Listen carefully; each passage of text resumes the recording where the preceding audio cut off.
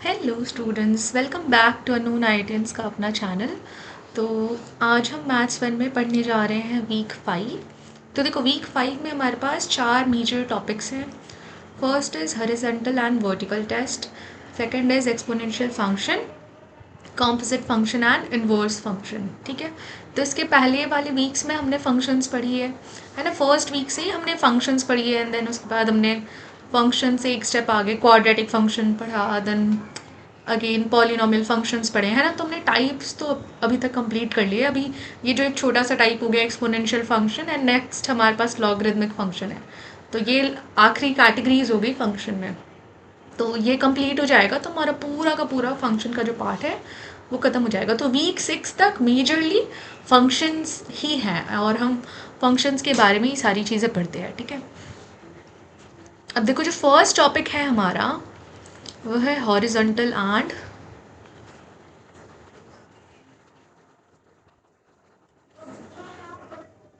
first topic that we are gonna study is horizontal and vertical test। ठीक है। तो पहले समझते हैं कि ये जो हॉरिजॉन्टल एंड वर्टिकल टेस्ट है ये होता किस चीज़ के लिए है। ठीक है। ये जो टेस्ट हैं, ये टेस्ट हमें दो चीज़ें आंसर करने में हेल्प करती हैं। पहला तो ये कि क्या ये फंक्शन है, और दूसरा ये कि क्या इस फंक्शन का इन्वर्स एग्जिस्ट करता है या नहीं करता है। ठीक है। सो दीज टू टेस्ट्स, जैसे हम लोग डॉक्टर के पास जाते हैं ना, ब्लड रिपोर्ट, ब्लड टेस्ट करवाते हैं, बहुत सारे टेस्ट होते हैं ना, काफ़ी सारे टेस्ट करवाते हैं। तो हम अगर किसी चीज़ का टेस्ट कर रहे हैं तो हमें कोई ना कोई रिजल्ट चाहिए, कोई ना कोई आउटपुट चाहिए, है ना। कि अगर मैंने सपोज़ अपना बीपी, ब्लड प्रेशर का कुछ टेस्ट करवाना है तो मैं जाऊंगी, तो मैं क्यों टेस्ट करवा रही हूँ? ताकि मैं समझ पाऊँ कि मेरी ब्लड प्रेशर कितनी है, नहीं है, उसके अकॉर्डिंग मैं अपनी डाइटरी चेंजेस कर सकूँ, राइट। तो वैसे ही अब यहाँ पे mathematically horizontal and vertical test का जो काम होता है ये यूज्ड होते हैं, they are used to check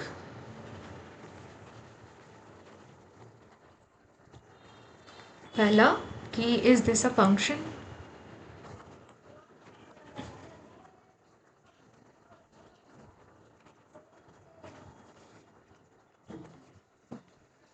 ये हमें बीएलटी बताता है। VLT means vertical line test.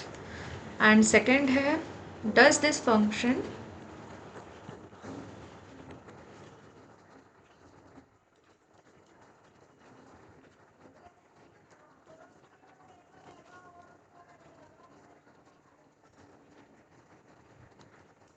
HLT। ठीक है। तो ये जो दो टेस्ट हैं हमारे, ये दो टेस्ट हमें क्या चीज़ आंसर करने में हेल्प करते हैं कि अगर हमें चेक करना है कि कोई फंक्शन है या नहीं है तो उसके लिए हमारा वर्टिकल लाइन टेस्ट यूज़ होता है। एंड नेक्स्ट टेस्ट कि अगर किसी फंक्शन का इन्वर्स एग्जिस्ट करता है या नहीं करता है, अगर हमें ये चीज़ जाननी है तो हम हॉरिजॉन्टल लाइन टेस्ट का यूज़ करते हैं। ठीक है। तो पहले आते हैं वर्टिकल लाइन टेस्ट पे।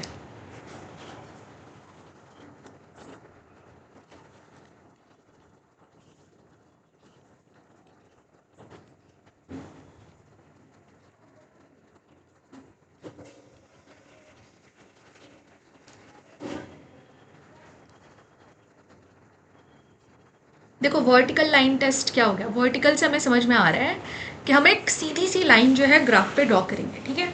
इसको ऐसे समझते हैं कि हम स्ट्रेट वर्टिकल लाइंस जो है through out the graph draw कर रहे हैं। अगर कोई भी वर्टिकल लाइन उस ग्राफ को एक से ज़्यादा बार टच कर रही है तो हम कहते हैं कि वो फंक्शन नहीं है। ठीक है। क्योंकि हमें पता है कि एक फंक्शन का मतलब क्या होता है ना। हमें ये चीज़ पता है कि अगर मेरे पास एक फंक्शन है तो इसमें अगर मेरे पास एक सिंगल इनपुट जा रहा है तो एक सिंगल आउटपुट ही आना चाहिए, है ना। One input gives one output. और या फिर ऐसा हो सकता है कि काफ़ी सारे इनपुट एक आउटपुट नहीं बनाते हैं ना। ये भले हो सकता है कि एक इनपुट दो आउटपुट बना रहा है, लेकिन इनपुट हमारे पास फिक्स रहते हैं, एक ही इनपुट होना चाहिए, राइट। तो अगर मान लो मैं यहाँ पे कह रही हूँ कि अगर काफ़ी सारे इनपुट एक आउटपुट को बना रहे हैं, if many inputs are making one output, then it is not a function.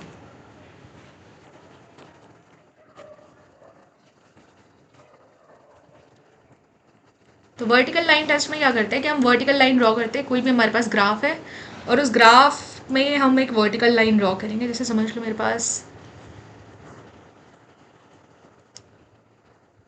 ये एक ग्राफ है सपोज, हाँ ये एक कर्व है मेरे पास इस फंक्शन में और मैं एक वर्टिकल लाइन जो है पास करवा रही हूँ। ठीक है, अब इस वर्टिकल लाइन को देखते हैं। ये वर्टिकल लाइन इस कर्व को 2 पॉइंट्स पे टच कर रहा है, एक यहाँ और एक यहाँ, है ना, 2 पॉइंट्स पे टच कर रहा है। तो अब देखो मल्टीपल इनपुट्स एक सिंगल आउटपुट तो दे नहीं सकती है, तो हम कहेंगे कि ये एक फंक्शन नहीं है।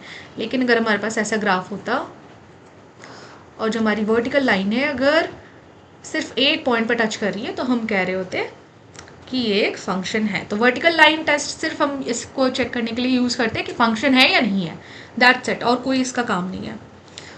सो if any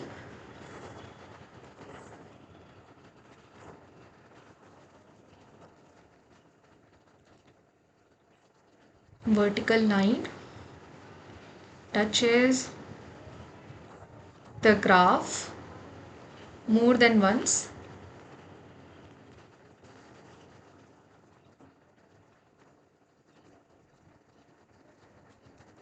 then it's not a function.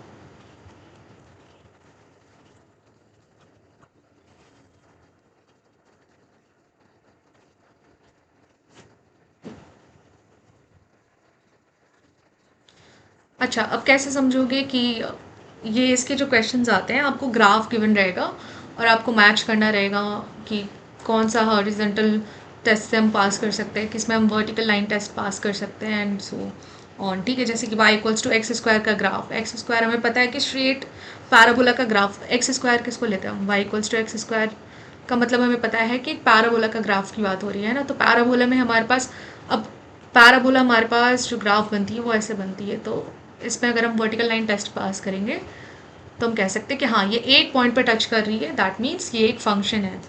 ठीक है, अच्छा अगर मैं सर्कल की बात कर रही हूँ तो सर्कल का इक्वेशन क्या हो जाता है हमारे पास, x square plus y square. ठीक है, अगर ये मेरा इक्वेशन है तो सर्कल बन रहा है ना, तो देखो सर्कल बन गया सपोज। और इससे अगर मैं एक वर्टिकल लाइन पास करवा रही हूँ तो देखो यहाँ पे दो जगह पे ये दो जगह पे वर्टिकल लाइन टेस्ट जो है वो टच कर रही है, so therefore it is not a function. ठीक है, तो ये हमारे पास एग्जांपल्स हो गए वर्टिकल लाइन टेस्ट के। Now next is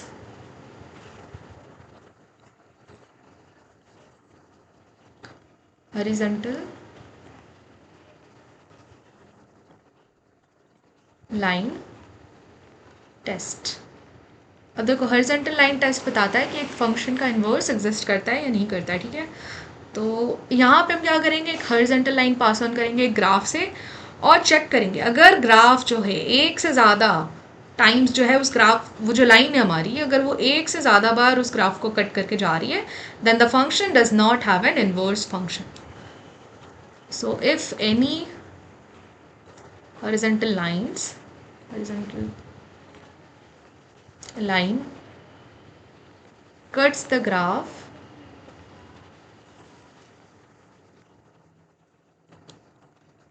more than once,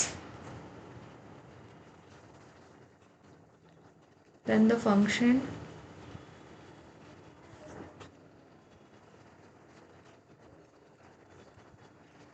does not have an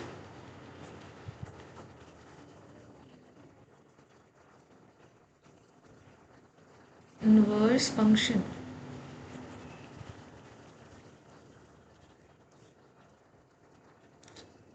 अच्छा, इन्वर्स का मतलब क्या होता है, इन्वर्स का मतलब हो गया कि एक y जो है, एक y मतलब कि एक आउटपुट जो है ये आ रहा है किससे, सिर्फ एक सिंगल इनपुट से। One output y comes from only one x। ठीक है, और अगर यहाँ पे क्या होता है कि अगर हॉरिजॉन्टल लाइन जो है ग्राफ को एक बार से ज़्यादा बार टच कर रही है, तो उसका मतलब ये हो गया कि जो हमारे पास आउटपुट आ रहा है ये मल्टीपल इनपुट से आ रहा है ना, इसकी 2x की वैल्यूज़ है, सेम y हैज़ 2x, तो ये हो जाएगा हमारे पास गलत। अब देखो अगर हम इसको चेक करें, जैसे सपोज अगेन पैराबोला का एग्जांपल लेते हैं कि y equals to x square अगर गिवन है और आपसे पूछ रहा है कि वेदर इस फंक्शन का इन्वर्स एग्जिस्ट करता है या नहीं करता है, तो ये देखो, अच्छा not x square, x square में अगर हम पास ऑन करेंगे तो ये तो 2 बार टच कर रहा है, तो इसका ये फंक्शन है बट इसका इन्वर्स नहीं एग्जिस्ट कर रहा है। ये वर्टिकल लाइन टेस्ट को पास कर ले रहा है लेकिन हॉरिजॉन्टल लाइन टेस्ट को पास नहीं कर रहा है। अब अगर y equals to x cube का ग्राफ देखें तो ये देखो, यहाँ पे डेस्मोस पे दिखाती हूँ।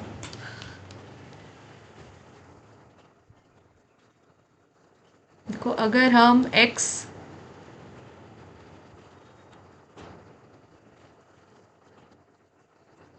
स्क्वायर का ग्राफ बना रहे हैं और इस पर अगर हम वर्टिकल लाइन टेस्ट पास करेंगे तो यहाँ पे एक स्ट्रेट लाइन जो जा रही है, देखो कहीं पे भी आप कट करवा लो, या फिर आप ये देखो जहाँ पे 4 है हमारा, अगर हम यहाँ से भी अपनी हॉरिजॉन्टल लाइन को पास करेंगे तो ये 2 पॉइंट्स पे टच करेगा। सो देयरफॉर ये एक फंक्शन तो है मगर इस फंक्शन का इन्वर्स एग्जिस्ट नहीं करता हमारे पास।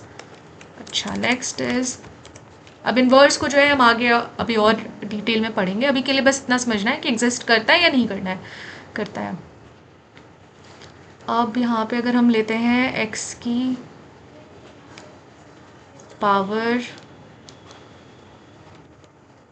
3, अब देखो एक्स क्यूब के ग्राफ को अगर मैं पास ऑन करवा रही हूँ, ठीक है, यहाँ पे अगर कहीं पे भी मैं एक हॉरिजॉन्टल लाइन ड्रॉ कर रही हूँ तो ये इस पूरे ग्राफ को एक बार ही टच कर रहा है ना, जो हमारे पास लाइन पास होगी ये सिर्फ एक सिंगल टाइम पे टच कर रहा है। सो देयरफॉर इस फंक्शन का इन्वर्स जो है एग्जिस्ट करता है। अच्छा अब आप ऐसे भी देख लो, इस ग्राफ को देख के समझ में ही आ रहा होगा कि ये जो ऊपर वाली लाइन जा रही है इसको अगर आप रिवर्स कर दो तो ये जो कर्व है ना हमारा, इसी कर्व का ये ऑपोजिट इमेज है बस, है ना। तो हम ग्राफ देख के भी समझ सकते हैं कि इसका इन्वर्स एग्जिस्ट कर रहा है या नहीं कर रहा है। जैसे कि पैराबोला के केस में क्या हो रहा था, देखो पैराबोला के केस में इसका इमेज अगर हम देखें तो इसका इमेज क्या एग्जिस्ट करेगा, इसका कोई इमेज एग्जिस्ट नहीं कर रहा है, ये ऑलरेडी सिमेट्रिकल है ना।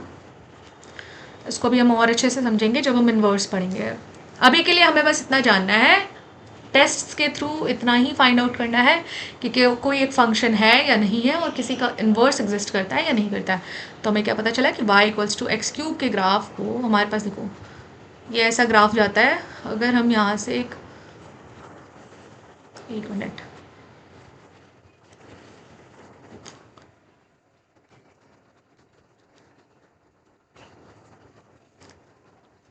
ये हमारे पास ग्राफ है, अगर हम यहाँ पे कोई भी वर्टिकल लाइन ड्रॉ करते हैं तो ये इस ग्राफ को सिर्फ एक पॉइंट पे टच करके जा रही है ना। सो देयरफॉर इस फंक्शन का इन्वर्स जो है एग्जिस्ट करता है और ये हॉरिजॉन्टल लाइन टेस्ट को पास करता है। तो ये थी हमारे पास topics horizontal line test and vertical line tests को लेकर, ठीक है। अब इस पे क्वेश्चंस कैसे आते हैं, सेम पहले तो थ्योरी बेस्ड क्वेश्चंस आएंगे कि आपको पता होनी चाहिए कि horizontal line test and vertical line test क्या होती है और इनका काम क्या है। हॉरिजॉन्टल लाइन टेस्ट हम कब यूज़ करते हैं, क्या जानने के लिए यूज़ करते हैं, एंड वर्टिकल लाइन टेस्ट हम कब और क्या जानने के लिए यूज़ करते हैं। अगर आपको ग्राफ दिया रहेगा तो आप किसी भी पॉइंट पे किसी भी लाइन पे ड्रॉ करके खुद से चेक कर सकते हो, समझ सकते हो कि हाँ ये एक बार कट कर रही है या 2 बार कट कर रही है, पास कर रही है या नहीं कर रही है। बस इस पे इतने ही क्वेश्चंस रहते हैं और कुछ नहीं रहता टेस्ट्स पे। अच्छा अब जो हम टॉपिक पढ़ेंगे ये बहुत इंपॉर्टेंट है, एक्सपोनेंशियल फंक्शंस पे काफ़ी अच्छे अच्छे क्वेश्चन होते हैं और ये इम्पॉर्टेंट टॉपिक भी है काफ़ी। So now the second topic that will study is exponential function, ठीक है। अब देखो एक्सपोनेंशियल फंक्शन क्या होता है। Exponential function is a function where the variable is in the power, यानी कि एक्सपोनेंट में कोई भी फंक्शन जिसकी जो वेरिएबल है वो पावर में रहती है तो उसको हम क्या कहते हैं, एक्सपोनेंशियल फंक्शन। जैसे कि अगर y इज इक्वल्स टू, मैं लिख रही हूँ a की पावर x, ठीक है, तो ये जो मेरी फंक्शन है ना, ये किस पे एग्जिस्ट कर रही है, ये फंक्शन में जो मेरा वेरिएबल है ये पावर पे आ रहा है ना, तो ये हो गया हमारे पास एक्सपोनेंशियल फंक्शन। ओके,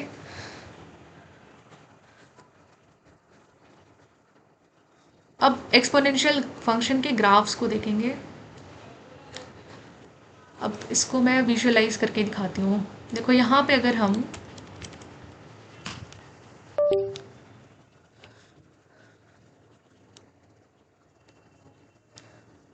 देखो 2 की पावर x की ग्राफ बनाई हुआ है, ठीक है, ये मेरा एक एक्सपोनेंशियल फंक्शन है। कैसे देख के समझ में आ रहा है कि हमारे पास जो वेरिएबल है, वेरिएबल क्या होते हैं, एक्स वाई जेड ये जितने भी होते हैं ये सारे हमारे पास वेरिएबल होते हैं। तो जो हमारा वेरिएबल है ये वेरिएबल पावर में है, दैट मीन्स ये समझ में आ रहा है हमें कि ये एक एक्सपोनेंशियल फंक्शन है। पहली चीज़ तो हो गई क्लियर, ठीक है। अब जब मैं 2 की पावर x की ग्राफ मैं ड्रॉ कर रही हूँ तो इसका ग्राफ बन रहा है ऐसे। अब ध्यान से देखना, मैं दो तरीके के ग्राफ यहाँ पे समझाऊंगी। पहला तो हमने 2 की पावर x का ग्राफ देखा, अब हम देखेंगे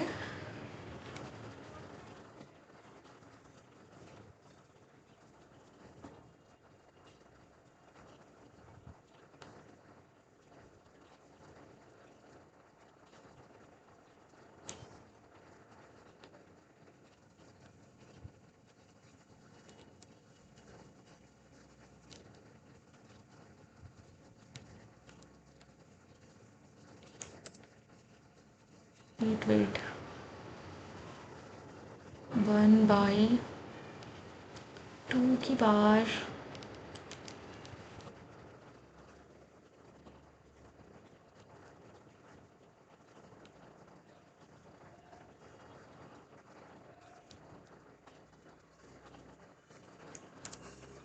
हो ही नहीं रहा है तो।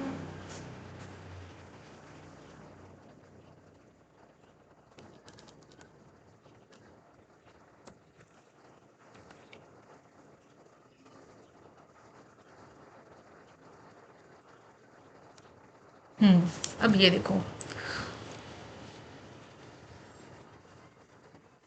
इसके पहले हमने 2 टू द पावर x का ग्राफ बनाया, और ये जो अब हमारे पास ग्राफ है ये है 1/2 टू द पावर x का ग्राफ, ठीक है। अब देखो इनके डिफरेंसेस समझते हैं। जब हमारे पास एक्सपोनेंशियल फंक्शन में देखो ये होता है हमारे पास y इक्वल्स टू a की पावर x, तो ये जो हमारा ये a है ना, ये इसको कहते हैं हम बेस, और ये जो x है इसको कहते हैं हम पावर, ठीक है। तो जब हमारी base when base is greater than 1 से बड़ी वैल्यू होती है अगर बेस की, तो जैसे जैसे x इंक्रीज करता है वैसे वैसे y भी इंक्रीज करता है। और दूसरी प्रॉपर्टी क्या हो गई कि ग्राफ गोज अपवर्ड।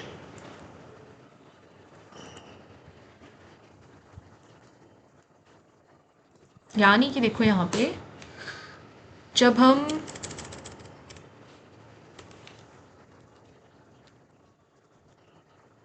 ये 2 टू द पावर x की ग्राफ को अगर अभी हम एनालाइज करें तो देखो जैसे जैसे हमारे x की पॉइंट्स बढ़ रहे हैं वैसे वैसे y के भी पॉइंट्स बढ़ रहे हैं, है ना।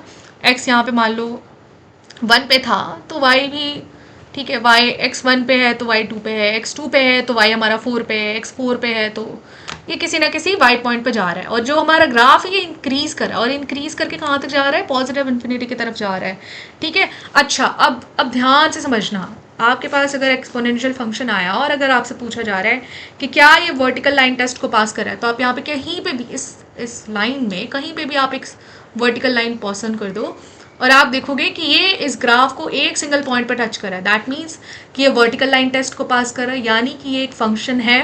अच्छा, अगर हम हॉरिजॉन्टल लाइन टेस्ट की बात करें तो सेम, अगर हम कोई भी हॉरिजॉन्टल लाइन यहाँ से पास ऑन करवाएंगे तो ये किसी एक सिंगल पॉइंट पे ही टच करेगा, दैट मीन्स इस फंक्शन का इन्वर्स भी एग्जिस्ट करता है। और आप लोगों ने पढ़ा होगा बचपन में कि जो एक्सपोनेंशियल फंक्शन का इन्वर्स होता है वो क्या होता है, जो हम लॉ ऑफ इंडिसेस पढ़ते हैं, एक्सपोनेंशियल फंक्शन का जो इन्वर्स होता है वो हमारे पास हो जाता है लॉगरिथमिक फंक्शंस, ठीक है। तो ये तो हो गई हमारे पास कि जब हमारा बेस जो है, अगर बेस की वैल्यू 1 से ग्रेटर है। अब हम चेक करेंगे जब हमारा बेस, सेकेंड कंडीशन होती है कि व्हेन बेस या फिर इसको अगर मैं और अच्छे से लिखूँ, तो जब भी हमारी बेस की वैल्यू 0 से लेके 1 के बीच में हो, ठीक है, जैसे for example y is equals to 1/2 x, तो हमारे पास ग्राफ कैसा बन रहा था, हमारा जो ग्राफ है वो ऐसा बन रहा था, राइट। अब देखो इस ग्राफ में क्या हो रहा है, जैसे जैसे हमारा x इंक्रीज कर रहा है y जो है वो डिक्रीज कर रहा है ना। ये देखो x अगर मेरा 4 पे है तो y की वैल्यू कम होती जा रही है ना। x अगर मेरा समझ लो, इसको अगेन यहाँ पे दिखा देती हूँ,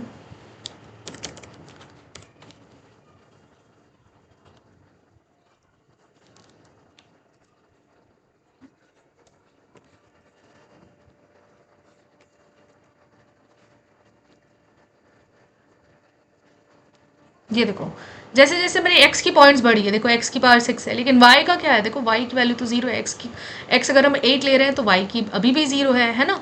तो ये 0 के लाइन पे जो हमारे पास कोलैप्स होते जा रहा है, लेकिन x की वैल्यू हमारे पास इंक्रीज हो रही है। तो x जैसे जैसे इंक्रीज कर रहा है, y जो है वो डिक्रीज कर रहा है, और ग्राफ कहाँ जा रही है, ग्राफ डाउनवर्ड की तरफ जा रही है, ठीक है। देखो क्योंकि x इंक्रीज कर रहा है, y डिक्रीज कर रहा है, तो देखो ये यहाँ से हमारे पास ग्राफ स्टार्ट हुई एंड ये डिक्रीज होके इस लाइन पे मिल रही है, तो ग्राफ गोज डाउनवर्ड। तो इसकी प्रॉपर्टीज क्या हो जाएगी हमारे पास, x इंक्रीजेज, ये प्रॉपर्टी बेस्ड क्वेश्चंस ही रहते हैं इसमें मोस्टली, एंड y डिक्रीजेज। और जो वर्ड, एक तो एक्सपोनेंशियल फंक्शन पे आपको प्रॉपर्टीज याद रहनी चाहिए, और दूसरा इस पे वर्ड प्रॉब्लम्स के क्वेश्चंस आते हैं, तो ये दोनों चीज़ हम आज करेंगे। और जब हमारे पास बेस की वैल्यू 0 से लेकर 1 के बीच में होती है, तो जो ग्राफ होती है हमारी वो डाउनवर्ड डायरेक्शन में जाती है, ठीक है। अच्छा, अब अगर हम इसके की फीचर्स देखें, तो जो भी हमारे पास एक्सपोनेंशियल फंक्शन होती है ये हमेशा 0 से बड़ी होती है, यानी कि एक ऑलवेज पॉजिटिव फंक्शन है ये, ठीक है।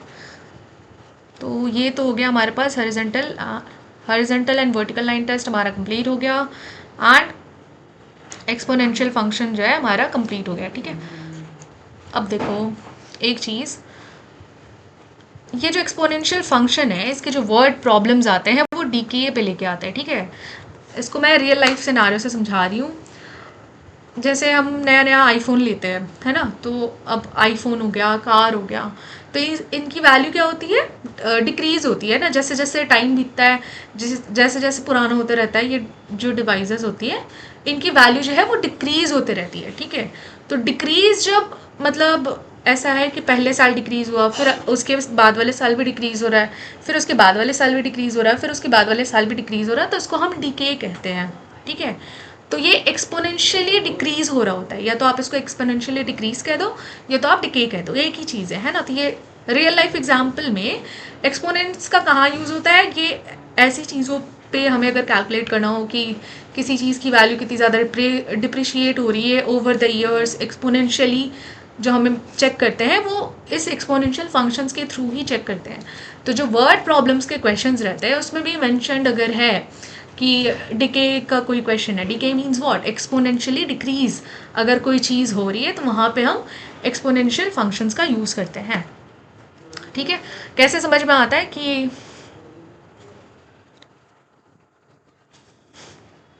ऐसे समझ लो, अगर आपको क्वेश्चन मिला है आइडेंटिफाई, अच्छा कभी कभी ये नहीं भी बताएंगे, आपको एक्सपोनेंशियल फंक्शन दे दिया और आपसे पूछ रहे हैं कि ग्रोथ हो रही है या डिके हो रही है, आइडेंटिफाई ग्रोथ और डिके। अब जो चीज़ मैं डिक्रीज को लेकर बोल दी, ग्रोथ क्या हो गया कि कोई चीज़ है, जैसे फॉर एग्जांपल गोल्ड है ना, तो गोल्ड 4 साल पहले उसकी जो प्राइस थी और अगर हम अभी की प्राइस पे कंपेयर करें तो ओवर द ईयर गोल्ड की प्राइस इंक्रीज ही हुई है, ऐसा नहीं कि डिक्रीज ही हुआ है, ऑब्वियसली हुआ है। ऐसा नहीं है कि देखो जैसे कोविड के टाइम पे गोल्ड की प्राइस जो है वो ड्रॉप कर गई थी, बट देन अगेन उतनी भी तो ड्रॉप नहीं की थी ना, स्टिल गोल्ड को सबसे सेफेस्ट इन्वेस्टमेंट भी बोला जाता है, बिकॉज ऑफ द फैक्ट कि वो उसकी एक्सपोनेंशियली अभी तक ग्रोथ ही हो रही है ना। तो अगर आपको फंक्शंस में आइडेंटिफाई करना है कि वो ग्रोथ हो रही है या डिके हो रही है ओवर द ईयर्स, तो हम कैसे चेक करते हैं, अगर देख लो जो हमारी बेस होती है ना, सिंपली बेस अगर हमारी 1 से ग्रेटर है तो हम कहते हैं कि ग्रोथ है, और अगर बेस की जो वैल्यू है ये 0 से लेके हमारे पास अगर 1 के बीच में एग्जिस्ट करती है तो ये हो जाता है हमारा डीके। तो सपोज अगर मैं y इक्वल्स टू 5 की पावर x दे रही हूँ, ठीक है, और अगर आपको आइडेंटिफाई करना है कि इस फंक्शन को देख के कि ये ग्रो हो रहा है या डीके हो रहा है, तो ध्यान से समझना 5 की पावर x, तो ये x ना ओवर द ईयर्स के लिए लगाते हैं कि ये मान लो अब ये 5 कुछ भी हो सकता है, 5% हो सकता है, कोई कोफिशिएंट हो सकता है, कोई रेशियो हो सकता है, कुछ भी हो सकता है। ओवर द ईयर्स ये 5 की वैल्यू पे कुछ ना कुछ जो है वो इंक्रीज कर रहा है।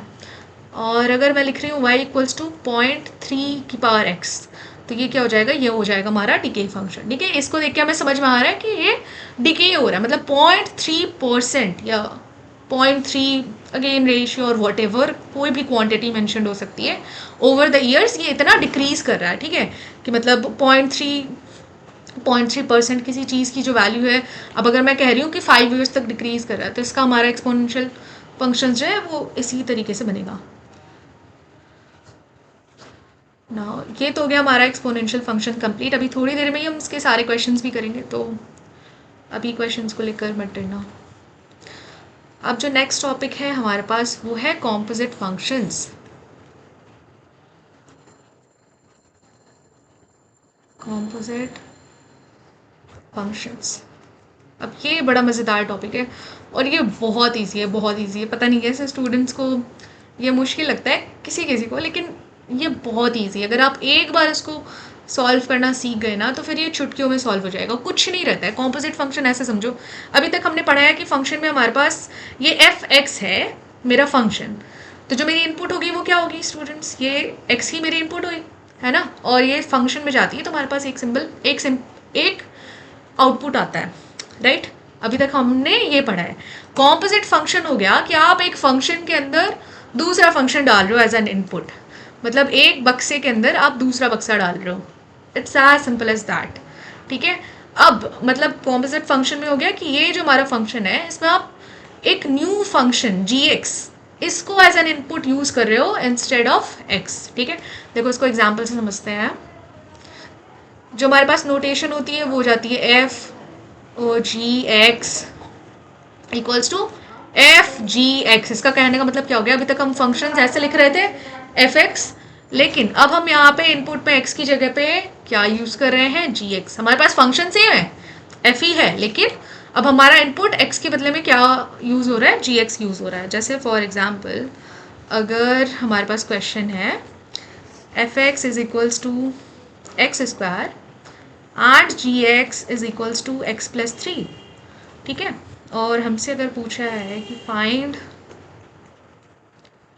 एफ ऑफ जी एक्स, तो इसको हम लिख सकते हैं एफ जी एक्स का मतलब क्या हो जाएगा कि जो हमारा फंक्शन है इस फंक्शन में हम x के बदले में क्या यूज़ करेंगे, जी एक्स यूज़ करेंगे। अब ध्यान से समझना कि अभी जो मेरा फंक्शन है ये एक्स स्क्वायर है, एफ एक्स मेरा अभी फिलहाल के लिए एक्स स्क्वायर है। अब यहाँ पे इस x के बदले में हम क्या यूज़ करना चाह रहे हैं, जी एक्स यूज़ करना चाह रहे हैं। तो अगर हम इस x के बदले में जी एक्स को यूज़ करेंगे तो जी एक्स मेरा क्या है, एक्स प्लस 3, तो ये हो जाएगा x प्लस 3 का स्क्वायर।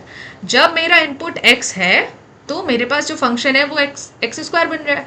अब मेरा इनपुट x प्लस 3 है, तो अगर मेरा इनपुट अब x प्लस 3 है तो ये मेरे पास कॉम्पोजिट फंक्शन क्या बन के आ गया, x प्लस 3 का स्क्वायर बन के आ गया, है ना। तो ये हो गया मेरे पास फाइनल आंसर। अब इसका रिवर्स भी निकाल सकते हैं, ऐसा भी हो सकता है कि हम जी एक्स के अंदर एफ एक्स को इनपुट मान के अगर सॉल्व करें तो देखो ये क्या हो जाएगा, जी एक्स मेरे पास क्या है, जब मेरे पास जी एक्स में इनपुट x है तो मेरा ये फंक्शन क्या डिफाइन हो रहा है, एक्स प्लस 3 है। ठीक है, अब अगर मैं यहाँ पे x के बदले में एफ एक्स ले रही हूँ तो मेरे पास क्या हो जाएगा, एक्स स्क्वायर प्लस 3।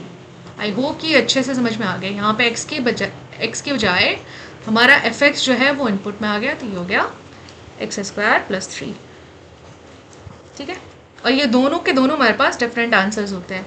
ठीक है, तो ये भी प्रॉपर्टी है कि आप एफ एक्स में जी एक्स को इनपुट अगर लेके सॉल्व करो, एफ जी एक्स का composite function is not equal to g f x का कॉम्पोजिट फंक्शन, ठीक है। ये इक्वल नहीं होते हमारे पास, बहुत ही रेयर केसेस होता है कि इक्वल वैल्यूज़ आ रही हों। ओके, हम इस पर और भी क्वेश्चन सॉल्व करेंगे, क्योंकि इस पर ऐसे ही क्वेश्चन रहते हैं कि आपको एक फंक्शन दे दिया है और फिर कॉम्पोजिट फंक्शंस निकालनी है। तो अगर हम और क्वेश्चन इस पर सॉल्व करें तो suppose f x is 2x + 1 and g x is x²। तो अगेन अगर हम एफ जी एक्स इसमें निकालेंगे और जी एफ एक्स निकालेंगे, तो अगर हम एफ जी एक्स निकालना चाह रहे हैं तो ये क्या हो जाएगा। अब देखो एफ एक्स, जब मेरे पास इनपुट x है तो मेरे पास फंक्शन क्या बन रही है, ट्वाइस ऑफ x + 1। अब मेरी इनपुट जो है वो जी एक्स है, तो ये क्या हो जाएगा, ट्वाइस ऑफ x के बदले में मेरे पास क्या आ जाएगा, x² + 1, यानी 2x² + 1। अब जी एफ एक्स की अगर हम बात करें तो जब मेरा इनपुट x था तो मेरे पास जो फंक्शन बन रही थी वो x² बन रही थी। अब मेरे पास जो फंक्शन इनपुट है वो एफ एक्स बन गई है, तो x के जगह पे हम क्या ले लेंगे, इस पूरे फंक्शन को, तो ये आ जाएगी मेरे पास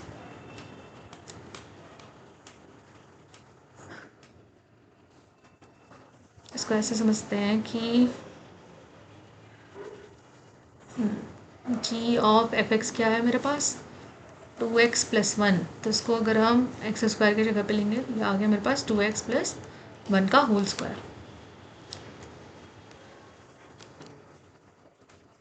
नाउ नेक्स्ट क्वेश्चन,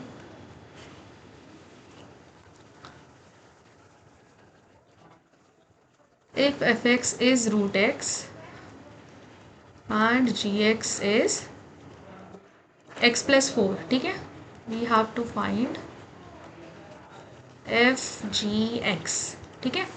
तो देखो ये हमारे पास क्या हो जाएगा, अगेन हमारे पास फंक्शन जो है वो सेम ही है, लेकिन हमारे पास इनपुट x के बदले में क्या हो गया है, जी एक्स हो गया है, ठीक है। तो हम यहाँ पे लिख सकते हैं एफ जी एक्स के बदले में कि हमारी जो इनपुट है वो x + 4 हो गई है, सो देयरफॉर ये आ गया हमारे पास √x + 4। तो देखो इनपुट x था तो हमारे पास फंक्शन √x बन रही थी, अब मेरा इनपुट x + 4 है तो मेरे पास जब कॉम्पोजिट फंक्शन आया वो आ गया √x + 4, ठीक है। तो ऐसे ही टाइप के क्वेश्चंस रहते हैं। अच्छा, कभी कभी वैल्यूज़ वाले भी रहेंगे कि सपोज क्वेश्चन गिवन है कि f x is equals to x² + 1 and gx is equals to 2x, find sorry F G of 3, ठीक है। तो देखो कैसे निकालेंगे हम इसको, पहले तो हमें एफ ऑफ जी एक्स निकालना पड़ेगा। तो अगर एफ फंक्शन में हम जी एक्स को पुट करेंगे तो ये क्या हो जाएगा, 2x² + 1, ये आ गया मेरे पास 4x² + 1, ठीक है। ये मेरे पास एफ जी एक्स फंक्शन आ गया। अब अगर एफ जी 3 निकालना चाह रही हूँ तो ये हो जाएगा 4 × 3² + 1, तो ये आ गया 4 × 9 36 + 1, तो मेरे पास आंसर क्या आ गया, 37। तो उस पर ऐसे क्वेश्चन ही मोस्ट प्रोबेबली एग्जिस्ट करते हैं, ठीक है।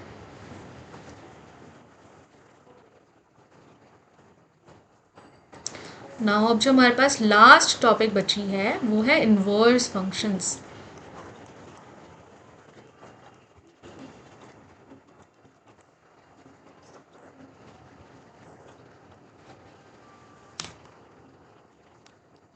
अब देखो इन्वर्स फंक्शन क्या होता है, एक इन्वर्स फंक्शन होता है कि एन इन्वर्स फंक्शन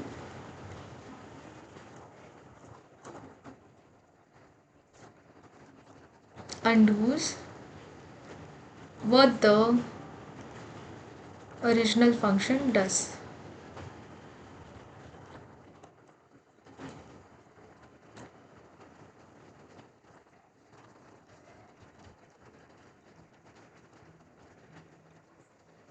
अच्छा, इसका नोटेशन जो होती है हमारे पास, इसकी नोटेशन हो जाती है f के ऊपर आ जाता है पावर में -1 इंटू एक्स। तो हमारे पास फंक्शन सिंपल फंक्शन हम ऐसे लिखते हैं, लेकिन इनवर्स लिख रहे हैं तो f के ऊपर -1 की पावर आ जाती है, ठीक है। और इसको हम कैसे रीड करते हैं, f इनवर्स ऑफ x। इसको अब देखो ऐसे समझेंगे कि अगर मेरे पास ये एफ एक्स फंक्शन था, ठीक है, ये मेरा ओरिजिनल फंक्शन है, तो इस ओरिजिनल फंक्शन में अगर मान लो मैं 2 से मल्टीप्लाई कर रही हूँ एंड देन मैं 3 से ऐड कर रही हूँ, तो मेरे पास कुछ ना कुछ एक वैल्यू आ रही है सपोज। अब इसका इन्वर्स क्या हो जाएगा, इसका इन्वर्स हम ऐसे समझ सकते हैं, इसका इन्वर्स क्या होगा कि हम 3 से सब्ट्रैक्ट करेंगे और फिर 2 से डिवाइड करेंगे, तो आ जाएगा हमारे पास इसका इन्वर्स फंक्शन। ठीक है, तो अगर हम इसको समझें रियल लाइफ एग्जाम्पल के बेस पे, for example if we multiply the original function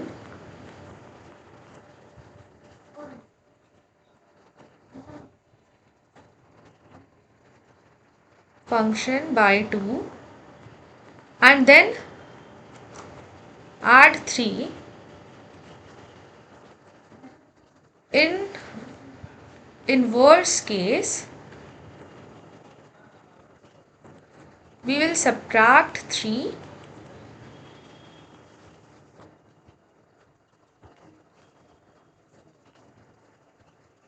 and divide by 2। तो बेसिकली जो हमने ऑपरेशंस किए उनका क्या कर दिया हमने, रिवर्स। तो हमारे पास इन्वर्स फंक्शन जो है इसकी एग्जिस्ट करेगी। ठीक है, अब देखो इन्वर्स फंक्शन की हमारे पास कुछ प्रॉपर्टीज होती है, properties of inverse function.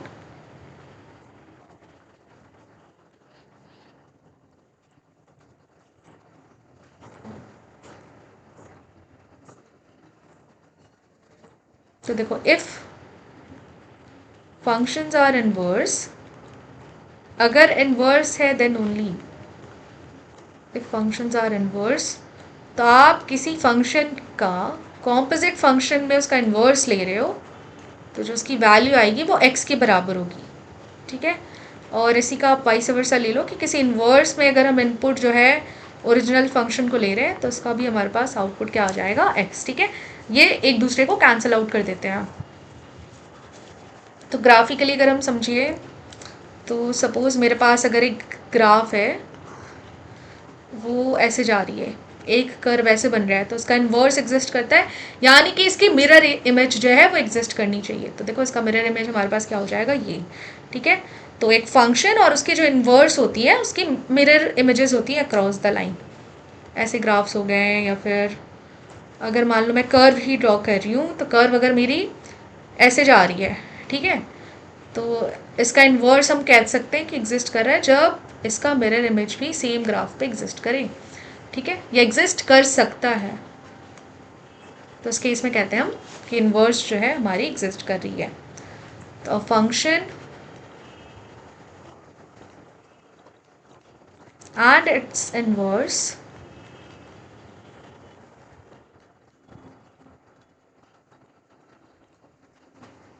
Are mirror images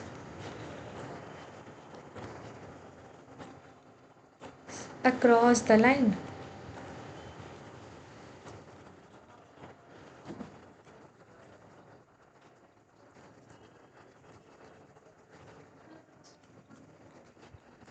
across the line y equals to x, y equals to x हमारे पास क्या होती है, स्ट्रेट लाइन होती है, राइट। देखो अब हम निकालेंगे कैसे इन्वर्स। ठीक है, तो अब हम सीखेंगे how to find inverse of a function.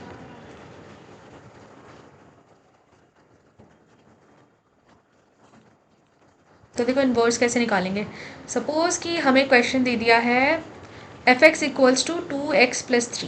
ठीक है, ये हमें फंक्शन दे दिया, तो उसको मैं स्टेप वाइज समझाऊंगी। पहला स्टेप जो है हमारे पास वो है step 1 is replace f x with y. ठीक है, यहाँ पे हम एफ एक्स को किससे रिप्लेस कर देंगे, वाई से, तो ये हो जाएगा Y equals to 2x+3। Next जो हमारे पास सेकेंड स्टेप है that is step 2 is swap x and y। तो x की जगह पे y को लिखेंगे एंड y की जगह पे x को लिखेंगे, तो ये हो जाएगा x equals to 2y+3। And last step is solve for y। अब y के पर्सपेक्टिव में इस पूरे पूरी इक्वेशन को मुझे सॉल्व करना है, तो मैं y को ले आऊँगी लेफ्ट हैंड साइड, तो हो गया मेरे पास, फिर नाम ही लाऊँ लेफ्ट में, तो ये क्या बचा रहा, x माइनस 3 हो जाएगा equals to 2y, then x minus 3/2 equals to y। अब ये जो मेरा आया ना y equals to x minus 3/2, ये आ गया मेरे पास इन्वर्स फंक्शन। अब अगेन यहाँ पे y के बदले में हम इसको रिप्लेस कर देंगे f इन्वर्स x, और f इन्वर्स x की मेरे पास वैल्यू क्या आ गई है, x माइनस 3/2। ये क्या हो गया हमारे पास, inverse of the function f x. यहाँ पे जो हमारे पास एफ एक्स फंक्शन थी 2x प्लस 3, इसी फंक्शन का इन्वर्स हमारे पास क्या है, x माइनस 3/2। अब ध्यान से समझना है इसको, देखो यहाँ पे ये मेरा x था इनपुट, इस इनपुट को हम पहले तो 2 से मल्टीप्लाई कर रहे हैं, ठीक है, और 3 को ऐड कर रहे हैं। अब इसके इन्वर्स को अगर हम स्टडी करते हैं तो देखो इसके इन्वर्स में जो 2 मल्टीप्लाई हो रहा था ये कहाँ आ गया, ये डिवाइड पे आ गया, है ना, और जो 3 हमारा ऐड हो रहा था ये 3 क्या हो गया हमारा सब्ट्रैक्ट। तो सबसे पहले तो इनपुट में हमने 3 को सब्ट्रैक्ट किया एंड देन पूरे के पूरे को 2 से डिवाइड कर दिया, तो हमारे पास ये इन्वर्स फंक्शन जो है आ गया, ठीक है। अच्छा नेक्स्ट क्वेश्चन देखते हैं, अगर हमारे पास f x equals to x minus 1/2 है, ठीक है, तो यहाँ पे भी इसको अगर हम चेंज करें तो ये हो जाएगा y equals to x minus 1/2। अब x और y को स्वैप कर देंगे, तो अच्छा स्वैप करने की ज़रूरत ही नहीं है, ये तो यहीं पर आ गया ना, और वेट स्वैप तो करना पड़ेगा, ये तो फिर y को हम कैसे कंसिडर कर सकते हैं, y के लिए सॉल्व करनी पड़ेगी हमें। तो ये देखो अगर हम स्वैप करेंगे तो ये आ गया x equals to y minus 1/2।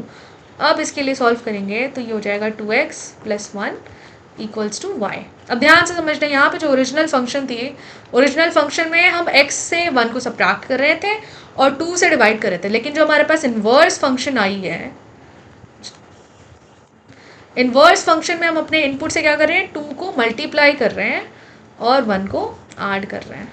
तो वैसे तो इसको शॉर्टकट में भी कर सकते हो, यही चीज़ ध्यान देखनी पड़ेगी कि अगर यहाँ पे डिवाइड हो रहा है तो आपको यहाँ पे फंक्शन को मल्टीप्लाई करना पड़ेगा, ठीक है।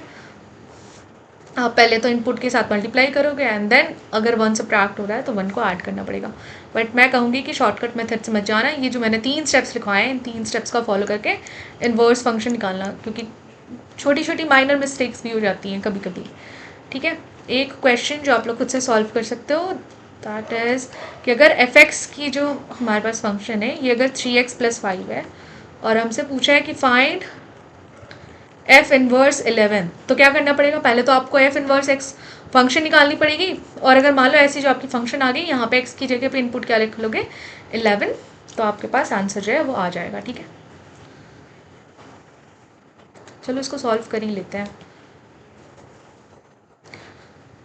y equals to 3x plus 5 अगर हम ले रहे हैं और x और y को स्वैप कर रहे हैं तो ये हो गया x equals to 3y plus 5, तो x minus 5/3 equals to y, ये आ गया मेरा inverse function.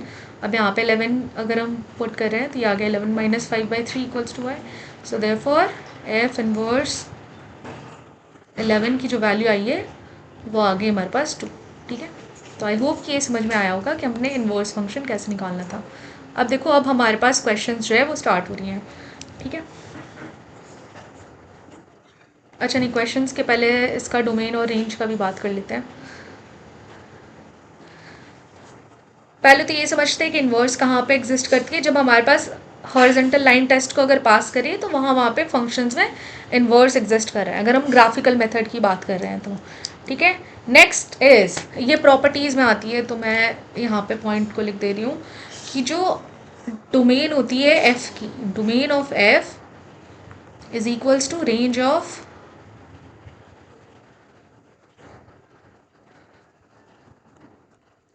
F inverse and range of f is equals to domain of f inverse. ये इसकी प्रॉपर्टीज़ में ही है, इनवर्स की प्रॉपर्टीज़ में, ठीक है। तो इसको ध्यान रखना बस, ये थ्योरेटिकली मल्टीपल सेलेक्ट क्वेश्चंस में आते हैं कि आपको बताना हो कि इसका डोमेन जो है वो किसके इक्वल होता है। डोमेन क्या हो जाता है हमारे पास, जितने भी रियल नंबर्स, जितने भी इनपुट्स जो है वो पॉसिबल है, और रेंज क्या होगी कि आउटपुट की कैटेगरी कैसे आ रही है, पॉजिटिव आ रही है, नेगेटिव आ रही है ना। तो डोमेन और रेंज हमने पहले भी पढ़ा ही है।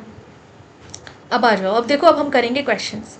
तो फर्स्ट क्वेश्चन हमें क्या बोला है कि 4m minus n is 0.5, then find the value of 16 की पावर m बाई 2 की पावर n प्लस 27 की पावर n एंड 9 की पावर 6m। अब देखो हमारे पास देख के समझ में आ रहा है कि पावर में वेरिएबल है ना, वेरिएबल m और n ही गिवन है, और ये किस में है, पावर में है। दैट मीन्स ये हमारे पास क्या है, एक्सपोनेंशियल फंक्शन है, राइट। अब देखो ध्यान से समझते हैं हमें गिवन क्या क्या है। पहले तो जो चीज़ें गिवन है उसको राइट डाउन कर लेंगे,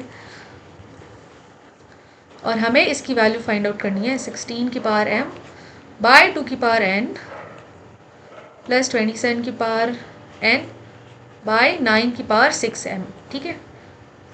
अब ध्यान से देखो, ये जो 16 है ये एक परफेक्ट स्क्वायर नंबर है, और 16 तो परफेक्ट स्क्वायर नंबर है, मतलब ये हम किसी ना किसी नंबर का पावर जो है बना सकते हैं ना। देखो 2 की पावर में, 2 की कोई ना कोई पावर में 16 आती है ना। 2 2 ज़ा 4, 4 2 ज़ा 8, 8 2 ज़ा 16, यानी 2 की पावर 4 में हमारे पास 16 आता है। तो उसको हम ऐसे कर लेते हैं यहाँ पे कि 16 की पावर m को हम लिख लेते हैं 2 की पावर 4m, है ना। कोई गलती नहीं है यहाँ पे, ये हमने कुछ भी नहीं किया, बस 16 को हमने 2 की पावर 4 में लिख लिया, और डिनोमिनेटर में हमारे पास क्या है, 2 की पावर n प्लस। अब देखो 27 को भी हम 3 के रिस्पेक्ट में लिख सकते हैं, है ना। तो 3 के रिस्पेक्ट में हम कैसे लिख सकते हैं, इसको लिख सकते हैं 3 की पावर 3 3 ज़ा 9, 9 3 ज़ा 27। सो देयरफॉर 3 की पावर 3 को हम 27 को हम 3 की पावर 3 की फॉर्म में लिख सकते हैं। तो ये हो जाएगा 3 की पावर 3, और ऊपर हमारा क्या मल्टीप्लाई हो रहा था, n। तो ये हो गया 3 की पावर 3n बाय, अब देखो 9 की पावर 6m, तो 9 को भी हम अगेन 3 की पावर 2 में लिख सकते हैं, और 6 मल्टीप्लाई हो रहा है 6m, तो इसके साथ मल्टीप्लाई करेंगे तो ये क्या आ जाएगा हमारे पास, 3 की पावर 12m। तो यहाँ पे हमने लिख लिया 3 की पावर 12m। अब देखो, अब इसको अगर हम सॉल्व करें तो हमें पता है ये एक्सपोनेंट्स इंडिसेस के लॉ के अकॉर्डिंग हमें पता है कि अगर a की पावर x बाय a की पावर y होती है तो हम a की पावर x माइनस वाई जो है वो लिख सकते हैं, ठीक है। तो यहाँ पे अगर 2 की पावर, हमारे पास अगर बेस सेम सेम है और हमारे पास जो वेरिएबल्स है या पावर्स हैं अगर वो डिफरेंट है तो हम उसको सब्ट्रैक्ट कर सकते हैं only when base is same. तो देखो बेस तो हमारे पास सेम है ना, 2 है बेस, यहाँ पे 3 है बेस, तो इसको हम ब्रेक डाउन करके ऐसे लिख सकते हैं।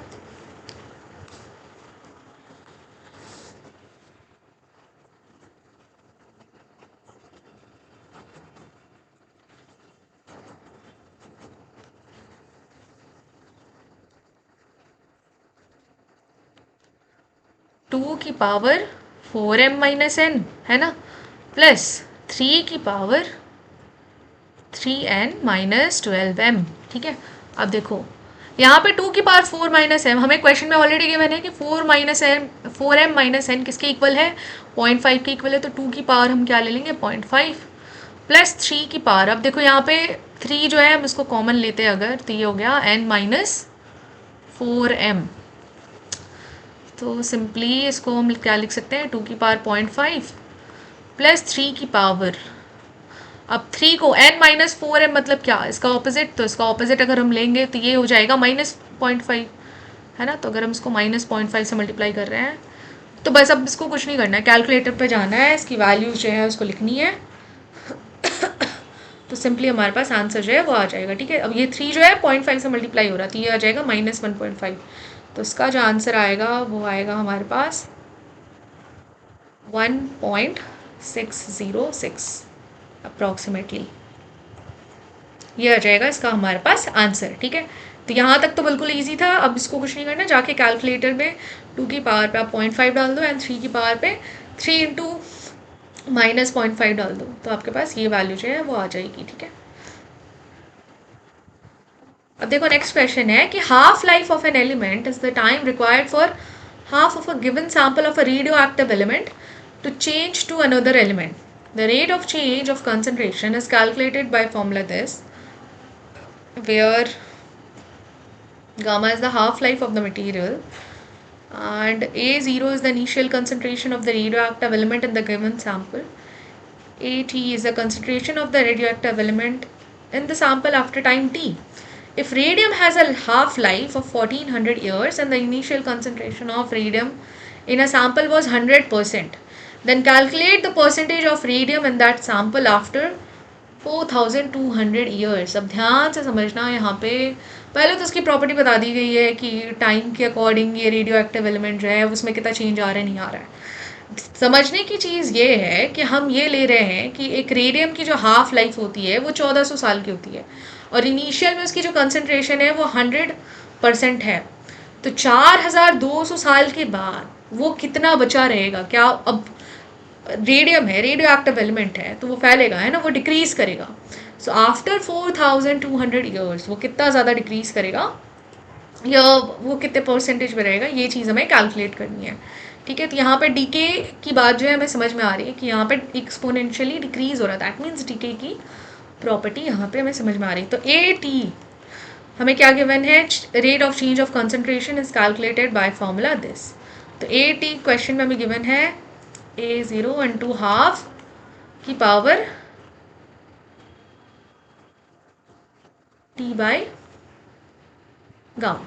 ठीक है, अब देखो इनिशियल हमें कंसंट्रेशन में गिवन है कि इनिशियल कंसंट्रेशन यहाँ पे डिनोटेड है कि A0 को क्या माना गया है? A0 is the initial concentration and AT is the concentration of radioactive element in the sample after time t. मतलब ये हो गया कि 5 साल बाद 10 साल बाद उसकी कॉन्सेंट्रेशन क्या होगी, और ये हो गया इनिशियल कॉन्सेंट्रेशन. ठीक है, कि मतलब अभी गोल्ड की वैल्यू मान लो 1.5 लाख रुपए है तो वो हो जाएगा इनिशियल प्राइसिंग, और आफ्टर टाइम टी ऐसे समझ सकते हैं कि अगले 2 सालों में गोल्ड की प्राइस कितनी हो जाएगी. देखो अगर हम इसको सॉल्व करें तो क्या क्या गिवन है हमारे पास? A0 की वैल्यू गिवन है 100% कंसनट्रेशन है ना. टाइम कितना पूछा है हमसे कि हमें 4200 साल के बाद देखना है कि आफ्टर 4200 ईयर्स कंसनट्रेशन कितनी बचती है, और हमें हाफ लाइफ कितनी गिवन है? हाफ लाइफ ये गामा से डिनोटेड है. हाफ लाइफ गिवन है हमें 1400 years, right, where gamma is the half life of the material, है ना. तो if radium has a half life of 1400 years, तो ये चीज़ हमें गिवन है. तो अब हम यहाँ पे जो वैल्यूज़ है वो सब्सटीट्यूट करेंगे. तो ए टी को 80 लिख लेते हैं और इनिशियल कंसनट्रेशन हमारे पास क्या है? 100%. तो यहाँ पे लिखेंगे हम 100 इंटू 1/2 की पावर. अब देखो टी टाइम क्या गिवन है? 4200 बाय हाफ लाइफ क्या गिवन है? 1400. तो उसको अगर हम सॉल्व करेंगे तो ये आ जाएगा 100 इंटू हाफ की पावर, ये 0 तो कट गया, एंड 14 ये 3 टाइम्स में आ गया. सो देयरफॉर ये आ जाएगा हमारे पास 100 इंटू 1/8. तो इसको अगर हम सॉल्व करेंगे तो ये आ गया हमारे पास 12.5%. हमें यहाँ पे कन्वर्ट करने की ज़रूरत नहीं है क्योंकि फिर आप परसेंट से नॉर्मल नंबर पे लाओगे, फिर आपके पास नॉर्मल नंबर पे आंसर आएगा, फिर उसको परसेंटेज से कन्वर्ट करोगे. इससे अच्छा है कि डायरेक्ट परसेंटेज का यूज़ किए, तो हमारे पास जो आंसर भी आया वो भी हमारे पास परसेंटेज में ही आ गया. ठीक है, तो देखो 4200 साल के बाद उसकी जो कॉन्सेंट्रेशन है वो डिक्रीज़ होकर कितने पे आ गई? 12.5% पे. तो मैंने बताया था एक्सपोनेंशियल फंक्शन में ऐसे ही क्वेश्चंस होते हैं, या तो प्रॉपर्टीज़ पे क्वेश्चंस हो गए, और रादर देन दैट ऐसे क्वेश्चंस आ सकते हैं वर्ड प्रॉब्लम्स वाले या फिर ऐसे टाइप वाले क्वेश्चंस. अब देखो इस क्वेश्चन की अगर हम बात करें, हमसे बोला है कि if f x is equals to x की power cube then choose the points where the graphs of the functions f x and f inverse x intersect each other. ठीक है, तो एफ एक्स हमें क्या गिवन है? X की power cube. अच्छा, अगर हमें इसका इन्वर्स निकालना है तो इन्वर्स के लिए हमें पता है कैसे निकालेंगे हम इसका इन्वर्स? Y equals to x cube. अब रिवर्स कर देते हैं, एक्स की जगह पे हमने वाई क्यूब रख लिया, तो ये क्या हो गया? एक्स, या तो हम इसको, अब y का पावर यहाँ पे 3 है तो ये क्या हो जाएगा? अंडर रूट, और इसकी पावर क्या हो जाएगी? 3, है ना, क्यूब रूट x आ जाएगा बेसिकली. तो ये हो गया हमारे पास y। या तो आप इसको ऐसे लिख लो या फिर आप ऐसे लिख सकते हो x की पावर 1/3। एक ही चीज़ है, या तो ऐसे लिखे हम या तो ऐसे लिखे, ठीक है। अच्छा, अब हमसे पूछ रहा है कि हमें वो पॉइंट्स निकालने हैं जहाँ पे ये दोनों के दोनों जो है इंटरसेक्ट कर रहे हैं, ठीक है। अब इंटरसेक्ट करें तो देखो उसको अरेंज करते हैं।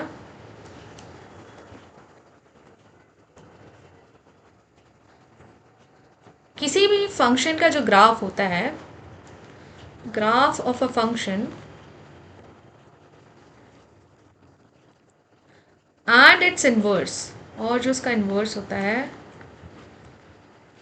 वो इंटरसेक्ट करते हैं where f x is equals to x, ठीक है। F x is equals to x मतलब क्या हो गया कि जो दोनों के दोनों पॉइंट्स है मेरे, वो line y equals to x पर एग्जिस्ट कर रहे हो, ठीक है। अब देखो उसको सॉल्व कैसे करेंगे। हमारे पास एफ एक्स फंक्शन क्या गिवन है यहाँ पे, एक्स क्यूब। जब भी ऐसे क्वेश्चन आएंगे तो हम सिंपली एफ एक्स को एक्स से इक्वेट कर देंगे। तो एफ एक्स हमारा एक्स क्यूब गिवन है, इसको अगर हम एक्स से इक्वेट किए तो हमारे पास इसको लिख सकते हैं हम ऐसे, एक्स को लेफ्ट साइड पे ले आए तो एक्स क्यूब माइनस एक्स क्या हो गया, 0। अब देखो ये हो गया, एक्स को अगर हम कॉमन ले रहे हैं तो यहाँ पे आ गया x square minus 1 equals to 0। So therefore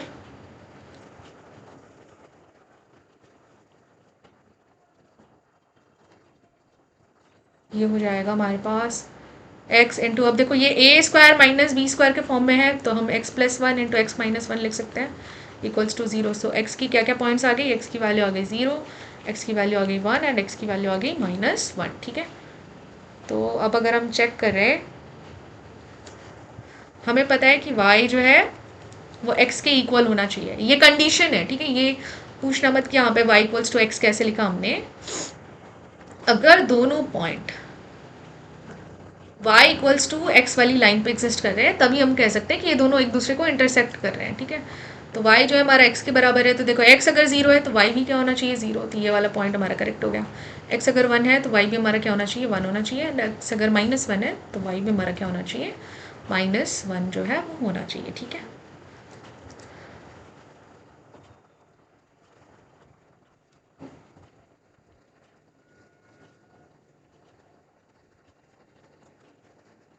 अब आते हैं हम लास्ट क्वेश्चन पे।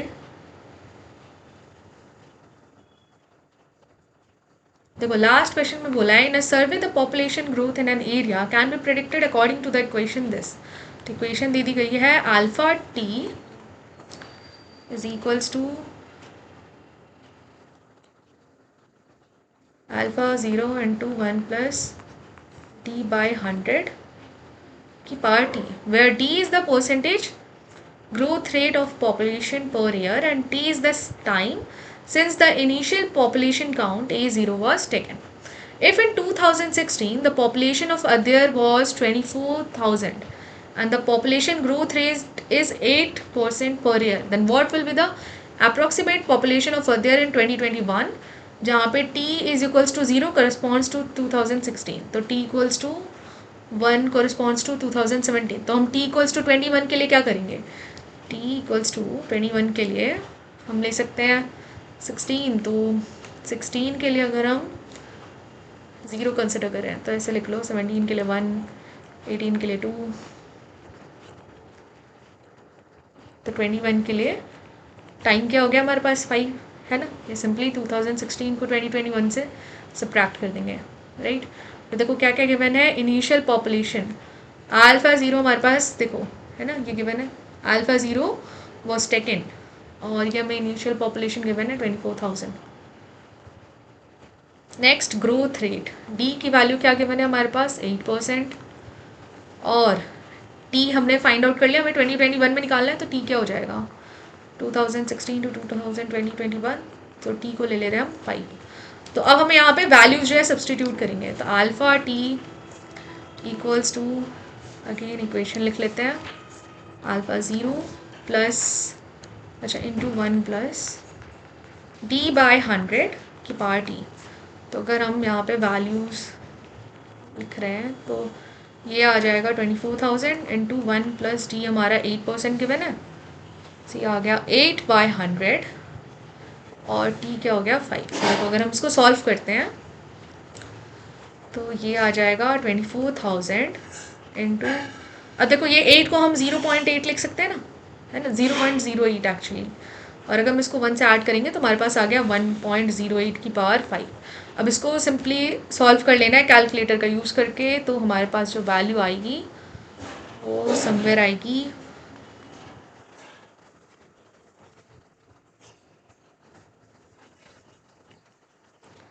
35,256 अप्रॉक्स, ये हमारी आ जाएगी वैल्यू। तो 2021 में हमारी अर्थ की पॉपुलेशन कितनी होगी 35,256। ऐसे ही क्वेश्चंस आते हैं एक्सपोनेंशियल फंक्शंस में, इन्वर्स के क्वेश्चंस भी हमने कर लिए हैं। तो ये हमारा पूरा टॉपिक जो है कंप्लीट हो गया। अब बाकी जो क्वेश्चंस थे वो बेसिकली थ्योरेटिकल बेस्ड थे, इसलिए मैंने थ्योरी एकदम अच्छे से कवर की है, विजुअलाइज भी करवाया कि ग्राफ को कैसे देखना है, चेक करना है। आप लोग चाहो तो डिस्मोस पर जाके खुद से भी प्रैक्टिस कर सकते हो एक्सपोनेंशियल ग्राफ्स के, आप अलग अलग वैल्यू चेक कर लो, 2 की पावर x, 5 की पावर x, है ना, 0.3x पे ग्राफ कैसा बिहेव कर रहा है, ये सारी चीज़ें जो है देख सकते हो। तो हमारा सारा पोर्शन जो है वो हो गया है कंप्लीट, ठीक है। ये चारों चीज़ें हमने कवर कर ली है।